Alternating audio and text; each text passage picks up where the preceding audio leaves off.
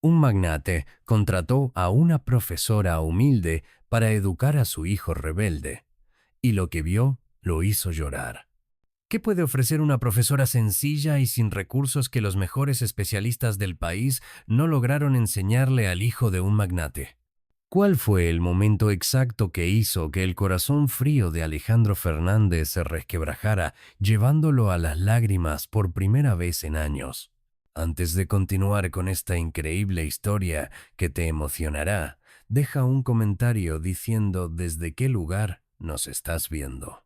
La ciudad de Buenos Aires despertaba en medio del caos habitual. Los autos tocaban el claxon, los vendedores ambulantes gritaban sus ofertas y el aroma de empanadas y café fresco flotaba en el aire. En lo alto de uno de los edificios más lujosos de la ciudad, Alejandro Fernández lo observaba todo desde su penthouse, un imperio de vidrio y mármol que construyó con esfuerzo y un corazón blindado. Su teléfono no dejaba de sonar.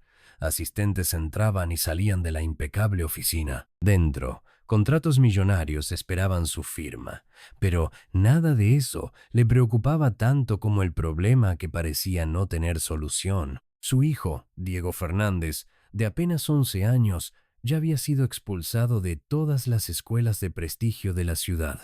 En la última, le arrojó pintura a un profesor solo para demostrar que nadie mandaba en él. Alejandro ya había intentado de todo: terapeutas, tutores privados, amenazas y castigos. Nada funcionaba. El niño se había convertido en un problema sin solución, y la verdad era que Alejandro no sabía cómo manejarlo. Desde la muerte de su esposa 3 años atrás, se había enterrado en el trabajo y Diego se había perdido en su propio dolor. Ahora estaban más distantes que nunca, dos extraños compartiendo el mismo techo. Por eso, esa tarde Alejandro aceptó la sugerencia de su ama de llaves, doña María, una mujer de cabello canoso y carácter maternal. «Conozco a alguien que puede ayudar», dijo. «Una profesora de verdad, no esas niñeras de élite». Incrédulo pero sin alternativas, permitió que se agendara una entrevista. Cuando Sofía López llegó a la mansión Fernández, fue recibida con miradas desconfiadas por parte del personal. Vestía una blusa sencilla, jeans desgastados y sostenía un cuaderno viejo por el uso. Parecía fuera de lugar en aquel ambiente de lujo, pero su postura era firme. Alejandro la evaluó de arriba a abajo y fue directo al grano. «Seamos claros, mi hijo no respeta a nadie. No espero que logre más que los otros maestros». «¿Usted ve un problema?», respondió ella. «Yo veo a un niño pidiendo ayuda». Hubo un instante de silencio. Alejandro la contrató. Al día siguiente, Sofía volvió para su primera clase con Diego. El niño ya sabía de la nueva profesora y estaba decidido a deshacerse de ella lo más rápido posible. Cuando ella entró a su desordenado cuarto, el niño ni siquiera se molestó en mirarla. Se dejó caer en la cama, se puso los audífonos y fingió que no existía. Pero Sofía no se inmutó. Se sentó en una silla, abrió su cuaderno y comenzó a leer. No le ordenó que estudiara ni rogó por su atención, solo esperó. Después de algunos minutos, Diego se quitó un audífono. «¿Qué estás haciendo?». «Leyendo», respondió ella sin levantar la vista. Un texto sobre un niño que perdió a alguien y se enojó tanto con el mundo que empezó a destruir todo a su alrededor. Diego frunció el ceño. «Suena como un idiota». «O quizás solo está lastimado», dijo ella. Por primera vez, alguien parecía ver más allá de su rebeldía. Los días pasaban y, a pesar de su resistencia inicial, Diego empezó a bajar la guardia. Sofía no lo obligaba a estudiar ni le exigía que se comportara como los maestros anteriores, simplemente lo veía. Y fue así como notó un detalle que nadie más percibía. Cada vez que pasaba por la sala de música de la mansión, los ojos del niño se detenían un instante sobre el piano de cola negro, ahora cubierto de polvo por el tiempo. «¿Tocas?», preguntó ella con naturalidad, una noche después de una clase. Diego desvió la mirada. «Tocaba, pero eso fue antes». Sofía no insistió, solo sonrió y cambió de tema. Pero la chispa estaba ahí. Días después, mientras Diego garabateaba distraídamente su cuaderno, Ella se sentó al piano y comenzó a tocar una melodía suave, vacilante. Deliberadamente se equivocaba en algunas notas. «Aquí está», dijo con naturalidad. Diego, sin darse cuenta, se acercó y puso los ojos en blanco. «Estás haciéndolo todo mal». «Ah, sí. Entonces muéstrame cómo se hace», bufó ella. Pero sus manos se posaron sobre las teclas, vacilantes. Tocó solo algunas notas antes de apartar los dedos como si el piano quemara. Sofía notó el brillo contenido en su mirada y supo que había encontrado la clave. Diego estaba cambiando, y eso no pasó desapercibido para Alejandro. El chico ya no gritaba tanto a los empleados ni destruía todo a su alrededor. Pero cuando Alejandro descubrió el motivo de ese cambio, no le gustó. Una tarde llamó a Sofía a su oficina para una conversación seria. El ambiente era frío, lleno de premios y contratos firmados. Cruzó los brazos y fue directo al grano. «Para esto no te contraté. Le estás llenando la cabeza de tonterías emocionales». Sofía sostuvo su mirada sin inmutarse. Tal vez eso es justo lo que más necesita, un padre que lo escuche, no un empresario que lo controle. Alejandro sintió algo extraño en el pecho. Nadie le hablaba así. Abrió la boca para responder, pero no encontró palabras. Sofía solo sonrió levemente y salió de la oficina, dejándolo solo con sus pensamientos y una incomodidad difícil de ignorar. Esa noche ocurrió algo inesperado. Alejandro llegó tarde del trabajo, como siempre, y caminaba distraído por la casa cuando un sonido lo hizo detenerse en medio del pasillo. Música. Giró lentamente hacia la sala de música y encontró a Diego al piano. Sus pequeños dedos se deslizaban sobre las teclas con una suavidad que no veía desde hacía años. El mismo piano que su esposa adoraba escuchar, el mismo piano que había permanecido en silencio desde su muerte. El corazón de Alejandro se encogió en el pecho. Ahí estaba su hijo tocando, y a su lado, Sofía observándolo con una leve sonrisa. No supo en qué momento las lágrimas comenzaron a rodar. Se quedó ahí quieto, mirando. Sofía notó su presencia y, sin girarse del todo, susurró: «Todavía te necesita». Las palabras le llegaron hasta lo más profundo. Alejandro sintió un nudo en la garganta, un impulso enorme de entrar en esa sala, de abrazar a su hijo, de decir algo que nunca había podido.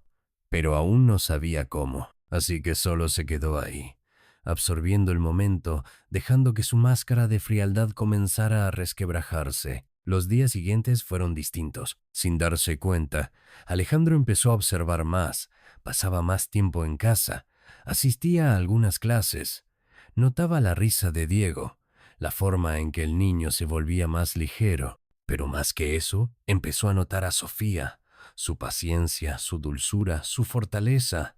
Ella no solo había cambiado a su hijo, también estaba cambiando algo dentro de él. Los días parecían más ligeros en la casa de los Fernández. Diego reía más, tocaba el piano casi todas las noches. Sofía, con su infinita paciencia, enseñaba matemáticas y literatura de una forma que no se sentía como una obligación. Y Alejandro, bueno, él se sorprendía a sí mismo viendo las clases, observando la transformación de su hijo, sintiendo algo que no experimentaba desde hacía mucho tiempo: paz. Pero la paz nunca dura para siempre. Aquella mañana, Alejandro entró en su oficina y encontró una pila de documentos sobre su escritorio. Su socio y amigo de toda la vida, Arturo, estaba ahí con una expresión seria. «Tenemos que hablar», dijo Arturo, empujando los papeles hacia él. «El consejo quiere que vayas a Estados Unidos.